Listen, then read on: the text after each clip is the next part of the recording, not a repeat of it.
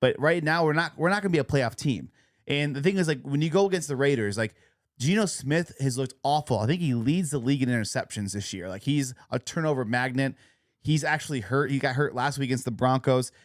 They lost 10-7. I think that game was awful. It was such an So he's going to game. have a big game against the Cowboys, is what you're saying. I know, but Brett had a big game. All the quarterbacks that are not good have great games against the Cowboys. Yeah. I do want to comment on something you said, and this is in defense to Stephen Jones, and I mean this sincerely. You kind of alluded to him that, what is he smoking? What is he crazy? Like all these sort of things when he said, I think this is a playoff team.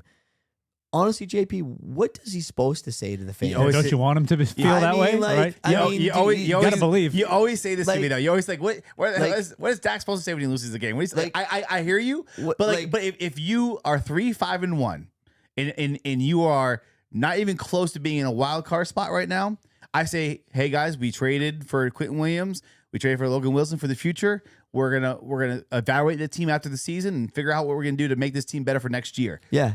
And somebody's advising him way smarter than him not to say that. I know that JP wants to advise Stephen Jones what to say, but somebody smarter than us is saying not to say that. We're all delusional Cowboy fans. We're all like, there's a little part of me going, I think we can make the playoffs. Even though I know we're not making the playoffs, we're still delusional Cowboy fans that have this little thing of hope. And we buy tickets, by the way. Yeah. Those tickets are already sold. Trust me, those tickets have been sold for a while. But I will tell you this, and not to be a hypocrite, but on the flip side, did you hear what the Buffalo Bills coach it was Zach? Not Zach Taylor.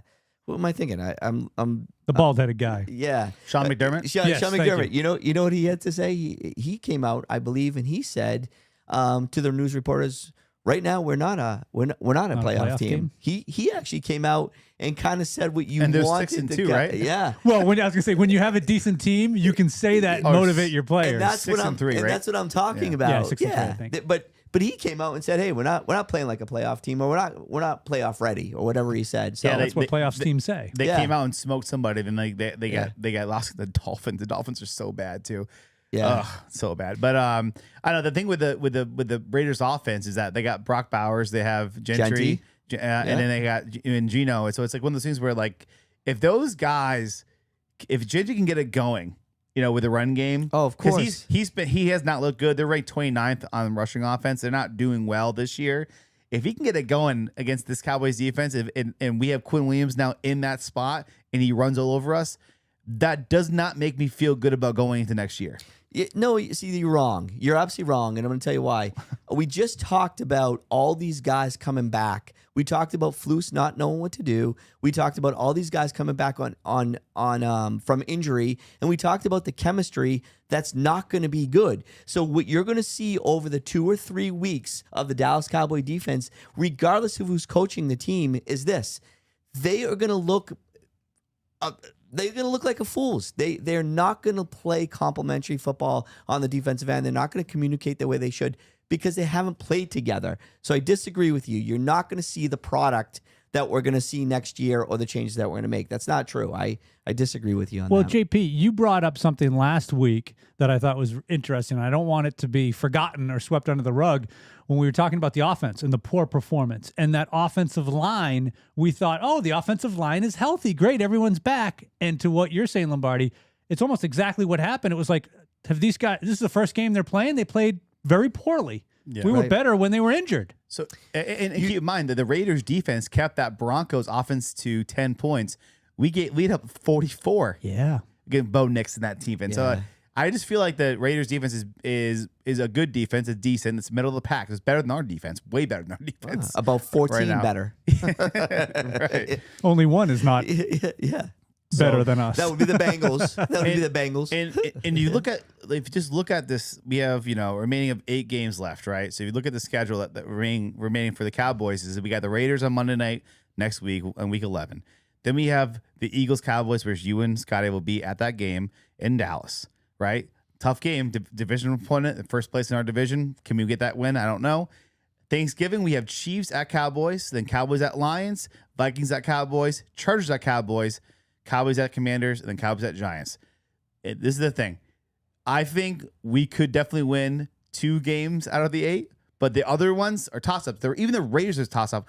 After losing to the Cardinals and to the Broncos, I don't feel confident at all going into the Raiders game that we're just going to kill them. The Broncos are no joke. I don't know why you say that we were going to beat the Broncos. Bo Nix is so inconsistent. They almost lost to the Raiders.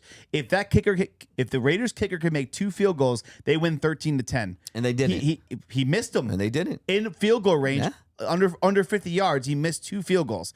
So to me, it's like Bo Nix didn't play good enough to win that game, but the Broncos squeaked by. Bo Nix has been so inconsistent his whole career, and that's the tag of him. He's just It's in his second year. It doesn't matter. Like His whole career has been inconsistent. Sean Payton Dude. is a quarterback He's guru. been so inconsistent for 8 games, Scott. For 8 games. No, They're 8-2. A year and a half he's been playing in the NFL. He's inconsistent. He's never had that game that made him be like, oh, he's finally got here. He's been. He's playing pretty good this year. He's no Drake May, God, is what his you're defense saying. is good. Trey May looks like an MVP. All I'm saying is that Bo Nix has a great defense, and the running game's been okay, but the defense has been great for the Broncos. The whole thing is they lead the league with pressures and sacks, and there's a reason why they are 8-2 right now. They got great corners, and they play great. They got great secondary defense, in my opinion. But I listened to the fan that are like, and they were saying that, oh yeah, the Cowboys are going to win. 6 out of the 8 games are going to squeak into the playoffs at 9-8 and 1. There's no way. There's no way in my mind that they can make it.